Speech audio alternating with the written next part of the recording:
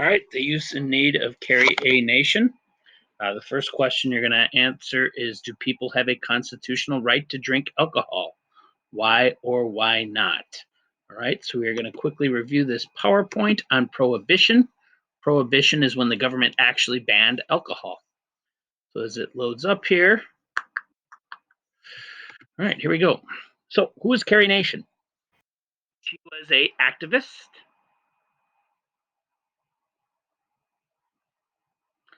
in the temperance movement, which opposed the sale of alcohol.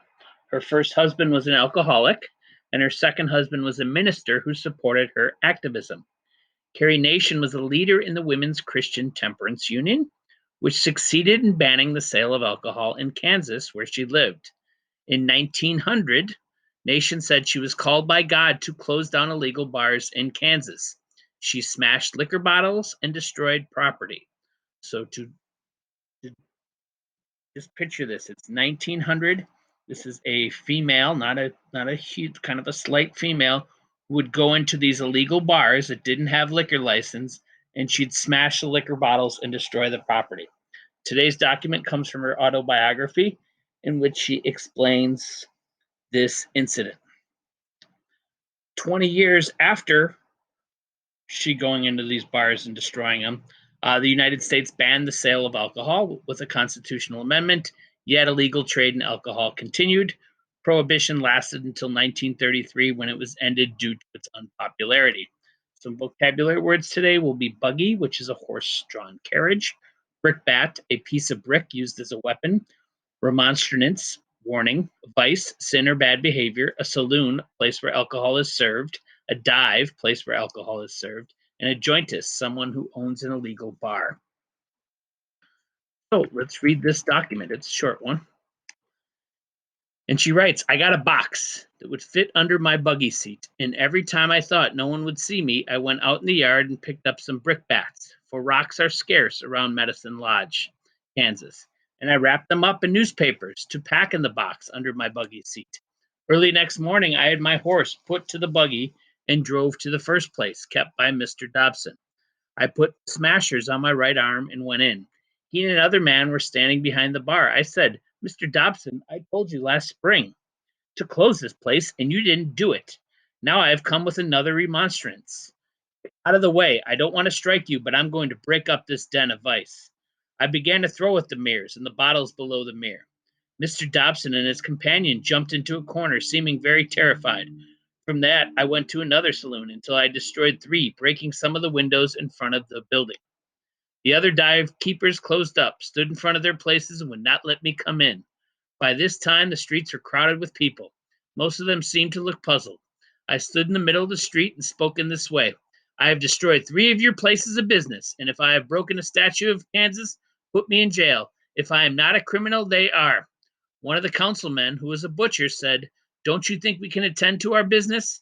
Yes, I said, you can, but you won't. I know you've manufactured many criminals, and this country is burdened down with taxes to prosecute the results of these dives. 2 murders have been committed in the last 5 years in this country, one in a dive I have just destroyed. You are a butcher of hogs and cattle, but they are butchering men and women and children, and the mayor and councilmen are more to blame than the jointist.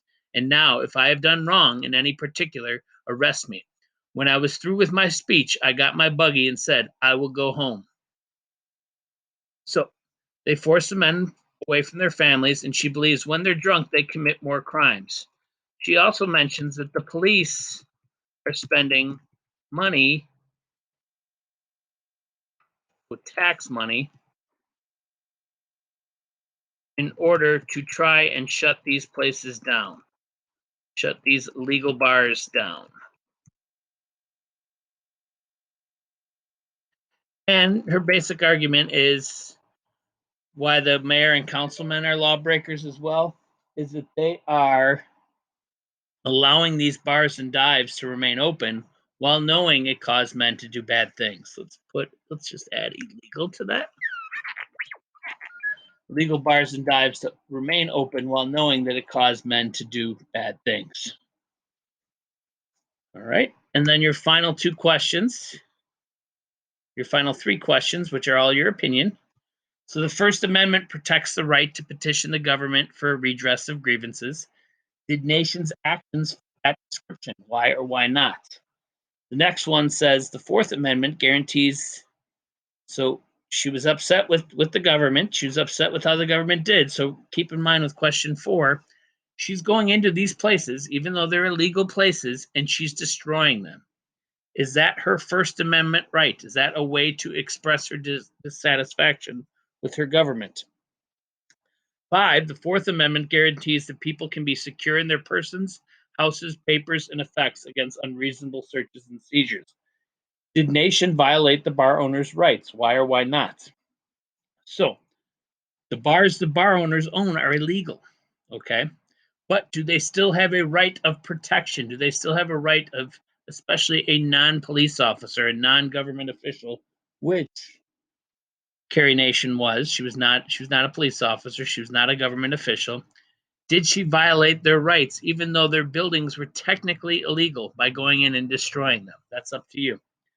And then our final question was nation right to take the law into her own hands if the authorities wouldn't enforce it? So if the cops aren't doing their job, can citizens take over and do the job in that situation?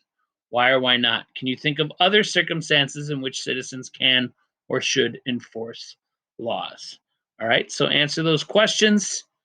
Turn it in when you're done. We will talk to you tomorrow.